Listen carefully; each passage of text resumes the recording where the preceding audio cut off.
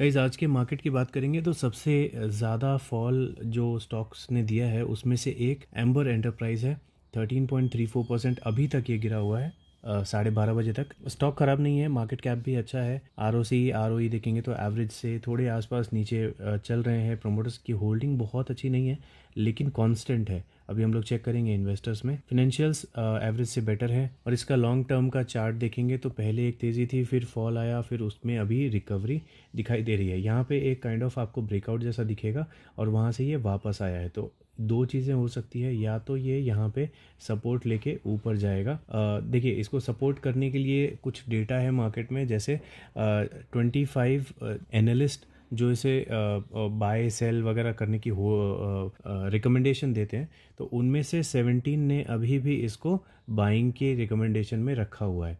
Okay, और 7 ने hold करने के लिए बोला है और एक ने सेल करने की रिकमेंडेशन दी है। तो इसके बेसिस पे हम लोग जा नहीं रहे, लेकिन हाँ, इससे ये एक चीज़ है कि अगर आपके पास ऑलरेडी इसकी होल्डिंग है तो बहुत ज़्यादा पैनिक होके बेचने की ज़रूरत नहीं है। ठीक है, और इन्वेस्टर्स में भी आके आप देखेंगे तो दिसंबर के डेटा में ये देखिए, प्रमोटर्स क्या कर रहे हैं, अपना स्टेक कॉन्फिडेंटली होल्ड कर रहे हैं। एफआईए ने क्या किया है, 1% के आसपास कुछ कम किया है। डीआईए ने क्या किया है, उसको बाय किया है।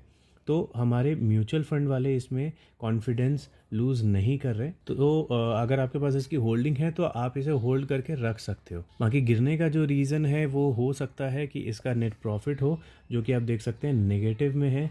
पिछले क्वार्टर से ये रिकवर हुआ है, लेकिन ईयर ऑन ईयर में देखेंगे तो ये काफ़ी खराब दिखाई दे रहा है। तो अभी अगर हम लोग इसका पीई रेशियो देखते हैं तो यहाँ पे दो नेगेटिव चीज़ें दिखेंगी कि यहाँ पे ईपीएस गिर रहा है, पहली नेगेटिव चीज़, और पीई जो है अपने मीडियन से काफ़ी ऊपर जा रहा है। ठीक है, मीडियन यहाँ पर है, तो दोनों ही चीज़ें नेगेटिव इसमें हो रही हैं। इसका मतलब इसमें अभी एंट्री नहीं करनी है। अगर किसी को एंट्री करने के बारे में प्लानिंग करनी थी तो इसमें अभी एंट्री नहीं करनी है। ठीक है, अगर आप इसका बॉलिंजर बैंड का चार्ट देखोगे ना, तो वहाँ पे आपको ये दिखेगा कि ये जो यहाँ पे जब ये गया था, तो ये मंथली कैंडल वाला चार्ट देखना और उसमें बॉलिंजर जो इंडिकेटर होता है वो एक्टिवेट कर लेना, तो आपको दिखेगा कि ये बॉलिंजर से बाहर चला गया था और ये उसी को एवरेज करने के लिए अभी वापस नीचे आ रहा है। तो एक टेक्निकल रीज़न ये है और फंडामेंटल रीज़न ये है। और बाकी हम लोग ये भी देखेंगे कि कंपनी क्या काम नहीं कर रही है या काम बंद कर रही है, स्लो कर रही है, ऐसा कुछ भी नहीं है। ठीक है, 3 तारीख को भी फरवरी में एक न्यूज़ आई थी कि तमिलनाडु की कोई कंपनी है पीसीबी बनाने वाली,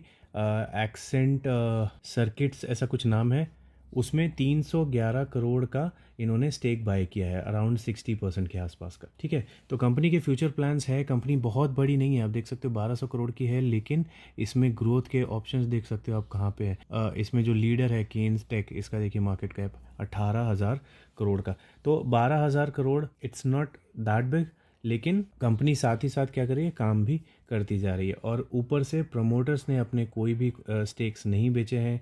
एफआईआई और डीआईआई जो है काफ़ी बड़ा देख सकते हैं, बहुत बड़ा स्टेक होल्ड करके बैठी हुई है। ठीक है, लगभग 40% के आसपास। तो 80% तो मेन लोगों के पास ही है। तो इसमें कॉन्फिडेंस लूज़ करने की कोई बात नहीं है, ये लॉन्ग टर्म जाने वाला स्टॉक है। अगर आपके पास ये स्टॉक नहीं है और एंट्री करना चाहते हो तो अभी पैनिक करके अभी एंट्री नहीं ही करोगे तो ज़्यादा अच्छा रहेगा। अगर मैं होता तो 2800 से ऊपर में बाइंग नहीं करता। और देखो, एक और रीज़न यहाँ पे फॉल का ये भी हो सकता है कि जो इसका प्रॉफिट बुकिंग का लेवल था वो 4500 का ही था। टेलीग्राम में मैंने कभी शायद बताया भी होगा, आप चेक कर लेना।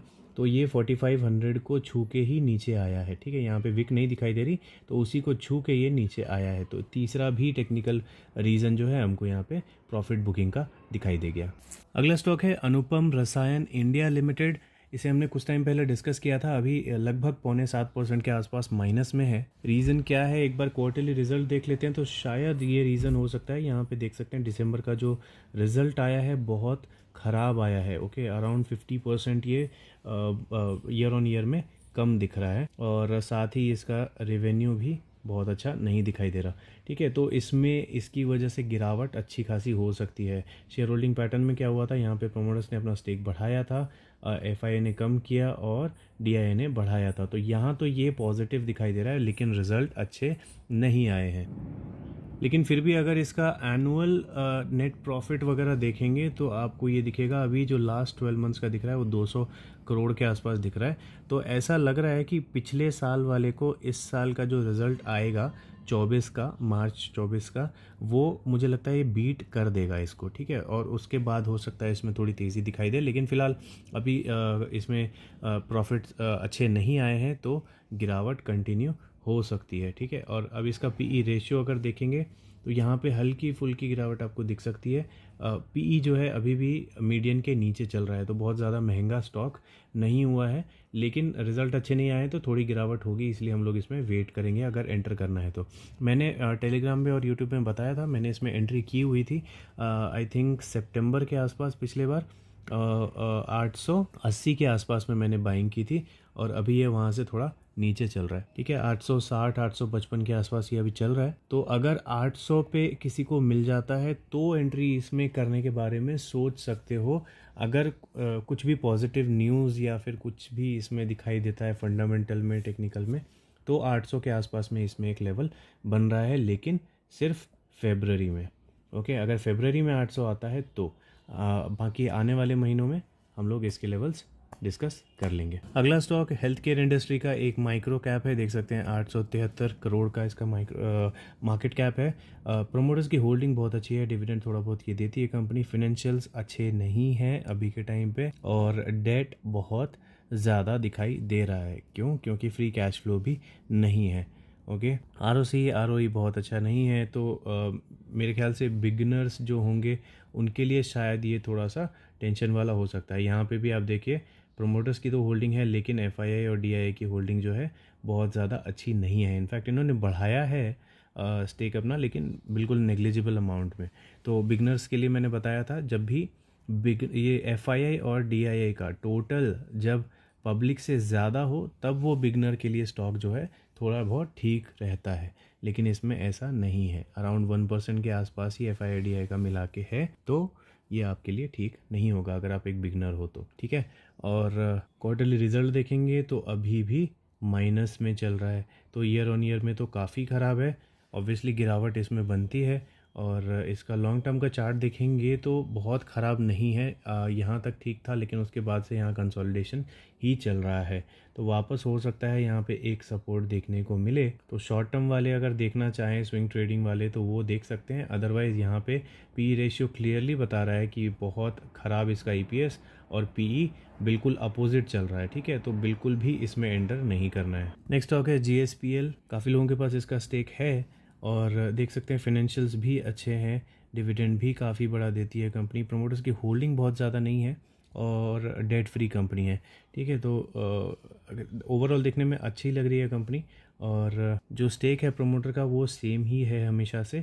एफआईआई और डीआईआई दोनों का स्टेक जो है काफ़ी अच्छा है। इनफैक्ट बिगनर्स के लिए भी स्टॉक ठीक ठाक रहेगा अगर सही लेवल पे मिल जाता है तो। अब इसका रिज़ल्ट आया नहीं है, तो रिज़ल्ट का हम लोग वेट कर लेंगे। बाकी पीई रेशियो अगर देखेंगे तो ईपीएस हल्का फुल्का गिरता हुआ, फिर यहाँ पे दो पहाड़ जो हमको दिख रहे हैं इसमें थोड़ा सा बढ़ता हुआ दिख रहा है, लेकिन ओवरऑल देखेंगे तो गिरता हुआ दिख रहा है, और पीई ऊपर जा रहा है, ठीक है, मीडियन से ऊपर है, तो अभी इसमें एंट्री नहीं बनती है। बाकी प्राइस चार्ट अगर देखेंगे तो लॉन्ग रन में स्टॉक अच्छा दिख रहा है, तो जब भी आपको ये नीचे वाले लेवल्स पे कभी मिले तो एंट्री करना बनता है। ऐसे गिरेगा तो यहाँ पे कहीं पे एंट्री बनती है। अभी फ़िलहाल ये ऊपर चल रहा है। देखिए नियोजन केमिकल्स लिमिटेड काफ़ी लोगों का फेवरेट है, लेकिन अभी आज के दिन भी इसमें 0.5% की नेगेटिविटी है।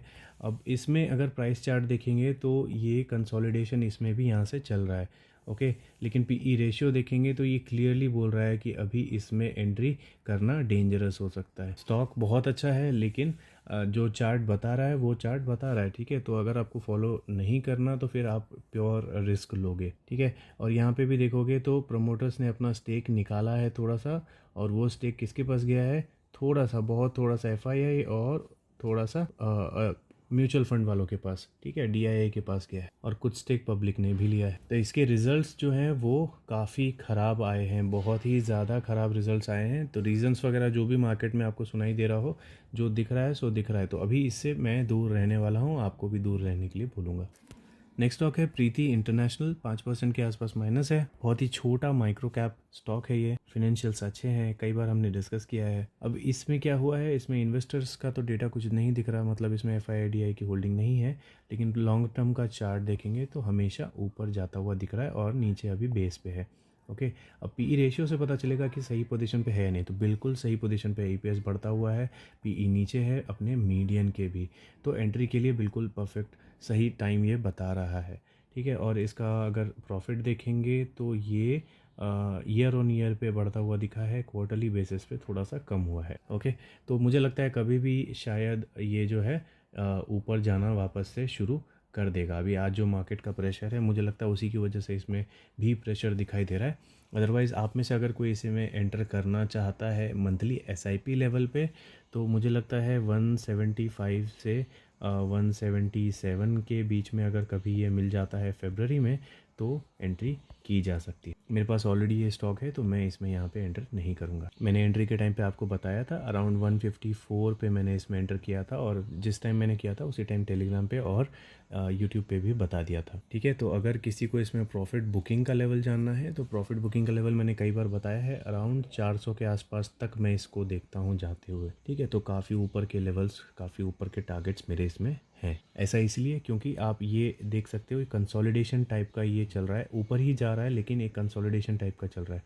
तो जब भी ये ब्रेक होगा तो ये बहुत स्पीड में ऊपर जाएगा। ये जो टाइम वेस्ट इसने किया है, इस टाइम को ये फुलफ़िल करेगा, यहाँ पे ऊपर जाएगा। इस वीडियो का शायद सबसे अच्छा स्टॉक होने वाला है एरॉन इंडस्ट्रीज़ लिमिटेड, जिसमें आज के दिन एक फॉल दिख रहा है, कुछ दिन से फॉल दिख रहा है। इनफैक्ट मार्केट कैप बहुत छोटा है तो ग्रोथ की जो स्कोप है वो बहुत ज़्यादा है, फिनेंशियल्स बहुत स्ट्रॉन्ग है, डिविडेंड भी दे रही है इतनी छोटी मार्केट कैप वाली कंपनी, प्रोमोटर्स की होल्डिंग बहुत अच्छी है, आरओसी आरओई बहुत अच्छा है, और इनफैक्ट कुछ नहीं बताने की ज़रूरत है, अगर मैं आपको इसका सिर्फ चार्ट दिखा दूं तो ये जब से आया है कभी गिरा नहीं है, हमेशा ये ऊपर ही गया है। तो इसमें जब भी ऐसे छोटे मोटे फॉल्स दिखाई दिए हैं वही इन्वेस्टमेंट के मौके बने हैं, तो वही अभी यहाँ पे सीन दिखाई दे रहा है।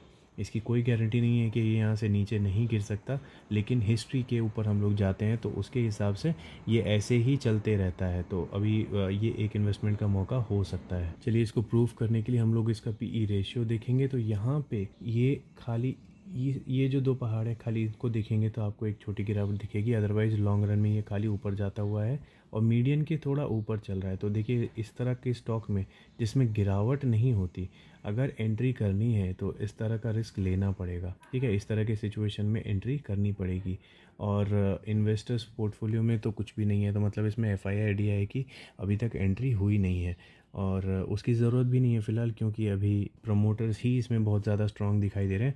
अगर इनका स्टेक कम रहता तो हम लोग थोड़ी टेंशन ले सकते थे कि अगर पूरी की पूरी स्टेक पब्लिक के पास हो रिमेनिंग, तो वो एक टेंशन वाली बात हो सकती थी, लेकिन प्रमोटर ने होल्ड करके रखा हुआ है, मतलब बहुत अच्छी अभी उनकी कॉन्फिडेंस बनी हुई है इस कंपनी के ऊपर। ठीक है, और प्रॉफिट एंड लॉस भी अगर आप देखेंगे आके तो यहाँ पे आपको कंसिस्टेंसी में ये प्रॉफिट दिखाता हुआ दिखेगा, हमेशा ही ये अपना प्रॉफिट ग्रो करता है।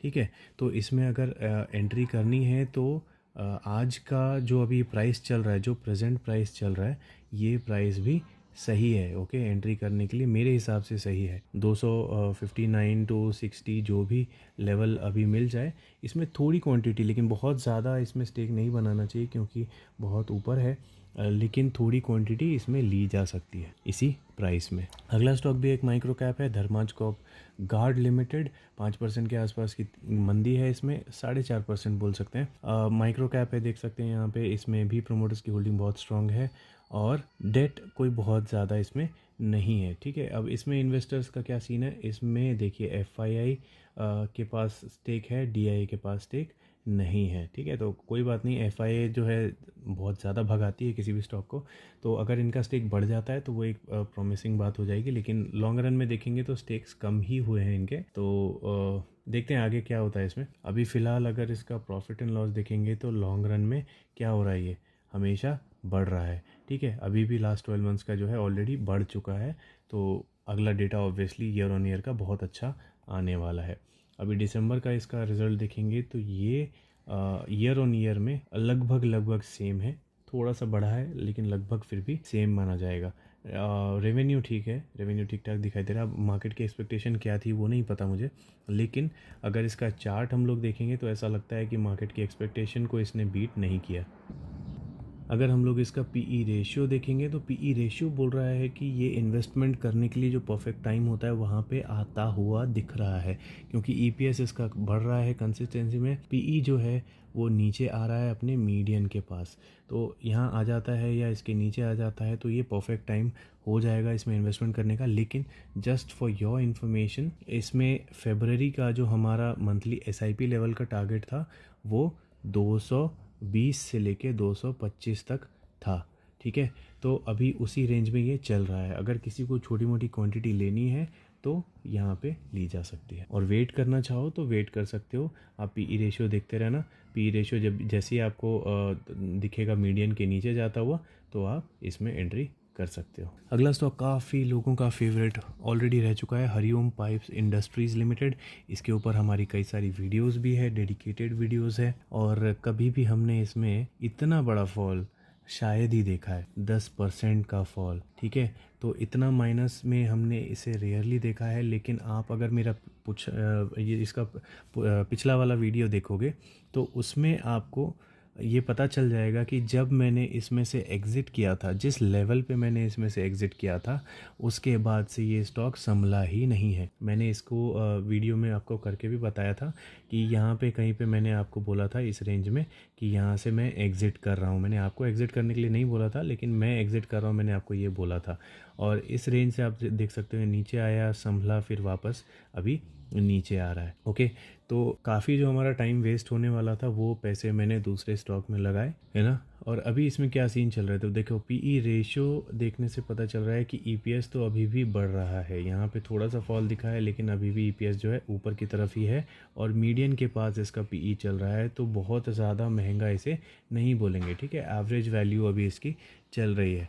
क्वार्टरली रिज़ल्ट देखेंगे तो रिज़ल्ट जो है ईयर ऑन ईयर पे अच्छे नहीं हैं, इसीलिए हो सकता है कि इसमें गिरावट हो। सेल्स में कोई कमी नहीं है, लेकिन नेट प्रॉफिट जो है वो अच्छे नहीं आए हैं। लेकिन अगर आप इसकी न्यूज़ वगैरह देखोगे तो वहाँ पे आपको पता चलेगा कि ये नई नई मैन्युफैक्चरिंग यूनिट्स बाय कर रहे हैं, ठीक है। तो हो सकता है, मैं श्योर नहीं हूँ, लेकिन हो सकता है कि जो इनका प्रॉफिट है वो मेजरली वहाँ चला गया हो। अदरवाइज़ इनके ओपीएम में कोई कमी अभी फ़िलहाल रीसेंट टाइम में तो नहीं दिखाई दी है। लॉन्ग रन से देखेंगे कंपेयर करके तो थोड़ा सा कम आपको दिखेगा। ओके, तो आपकी कॉल है, आपको इसमें एंट्री करनी है या नहीं। लेकिन अभी के टाइम पे जो ये बड़ा सा फॉल आपको दिख रहा है, इतना ये कभी गिरा नहीं है, ठीक है। अभी इसमें जो फरवरी का इन्वेस्टमेंट का लेवल बन रहा था वो 530 के आसपास ही बन रहा था, और आज ये यहाँ से काफ़ी नीचे गया था। आई थिंक 525 रुपये तक भी गया था, आप चेक कर लेना। और अगर ये नीचे जाता हुआ 500 के लेवल को ब्रेक करता है तो इसमें 400 के टारगेट्स भी ओपन हो जाएंगे। बाकी अगर इसमें कोई बहुत ही अच्छी पॉजिटिव न्यूज़ दिखने लगती है और ये यहाँ से बहुत अच्छे वॉल्यूम्स के साथ ऊपर जाने लगता है तो प्रॉफिट बुकिंग लेवल इसका 1000 तक का है। तो बहुत ऊपर के लेवल्स ओपन है, लेकिन अभी फ़िलहाल नीचे की तरफ जा रहा है और पूरी स्पीड में जा रहा है, तो हो सकता है 1000 का लेवल शायद ना भी टच करे। आखिरी वीडियो इस स्टॉक का, मैं क्या बोल रहा हूँ, आखिरी स्टॉक इस वीडियो का है आइसमेक रेफ्रिजरेशंस लिमिटेड, और बहुत हैवी फॉल इसमें देखने को मिल गया है और इसमें और फॉल आ सकता है, ठीक है। तो हमने टेलीग्राम पे डिस्कस किया है ऑलरेडी। डिविडेंड देने वाली कंपनी है, प्रोमोटर्स की होल्डिंग मैक्सिमम है, फाइनेंशियल्स बहुत स्ट्रॉन्ग है, लेकिन जो इसमें गड़बड़ हुई है वो है इसका रिज़ल्ट, ठीक है। तो रिज़ल्ट इसके क्या हुए हैं, 50% तक कम आ गए हैं, 50% से ज़्यादा इनफैक्ट। और इन्वेस्टर्स पोर्टफोलियो में FIDI इसमें है नहीं, तो अभी इसको भगाने वाला कोई नहीं है। और इवन इसके PE रेशियो देखेंगे तो मीडियन यहाँ है, EPS गिरा है थोड़ा, और इसका जो PE है वो भी बहुत ऊपर चल रहा है। इसलिए मैं बोलता हूँ हमेशा कि जब भी PE बहुत ऊपर हो ना तो वहाँ इन्वेस्टमेंट करने से थोड़ा सा बचना चाहिए।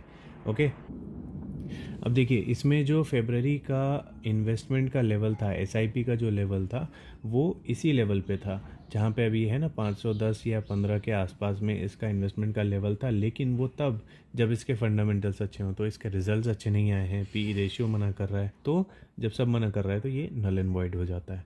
ओके, अब इसमें हिस्ट्री देखने पे क्या पता चल रहा है कि ये कभी गिरा नहीं है। ओके, तो अब ये क्या गिरेगा, तो मुझे लगता है शायद गिरना चाहिए।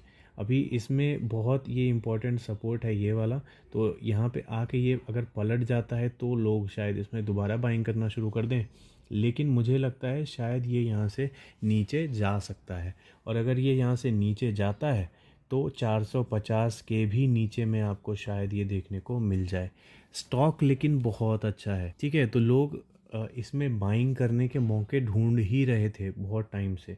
अभी उनको बाइंग का मौका मिला है, तो अभी वो कंफ्यूज्ड होंगे कि इस रिज़ल्ट के साथ इसको बाय करें या ना करें, ठीक है। लेकिन आजकल जैसा पैटर्न चल रहा है, रिटेलर्स जैसे पैसे भर भर के डाल रहे हैं स्टॉक्स में, तो ऐसा लगता है कि कभी उनका मूड बदलेगा या कभी मार्केट ऊपर जाता हुआ उनको दिखेगा। जैसे आज मार्केट नीचे जा रहा है तो थोड़ा डरे हुए हैं, जैसे ही मार्केट भागता हुआ दिखेगा, दूसरे स्टॉक्स भागते हुए दिखेंगे, तो साथ में लोग शायद इसको भी भगा देंगे, ठीक है। लेकिन लॉजिकली देखा जाए तो लॉजिकली इसमें अभी एंट्री नहीं बनती है। आगे आने वाले टाइम में जो भी इसके मंथली एसआईपी लेवल्स होंगे वो मैं आपको बता दूंगा। जब भी ये मीडियन के आसपास इसका पीई आएगा और ईपीएस बढ़ता हुआ दिखेगा, वो टाइम हमारे लिए इसमें एंट्री करने के लिए सही रहेगा, ठीक है। चलिए, मुझे पता है कि बहुत सारे स्टॉक्स अभी ऐसे हैं जो अपने इन्वेस्टमेंट लेवल्स के आसपास हैं और आप शायद उनको ट्रैक भी कर रहे होंगे, तो आप उनका नाम इस वीडियो के कमेंट में लिख देना और आगे वाली वीडियो में मैं उनको ऐड कर दूंगा। मिलते हैं अगली वीडियो में।